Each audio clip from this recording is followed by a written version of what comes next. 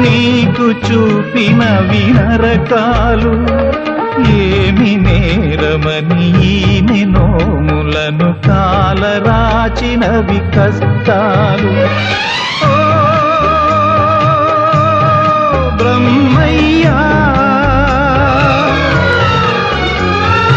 ఆడజన్మ పొంది చూడయ్యా ఎన్నెన్ని కలలు కన్నాయి కన్నె కళ్ళు అన్ని కల్లలై ఇచ్చాయి కన్నీళ్ళు.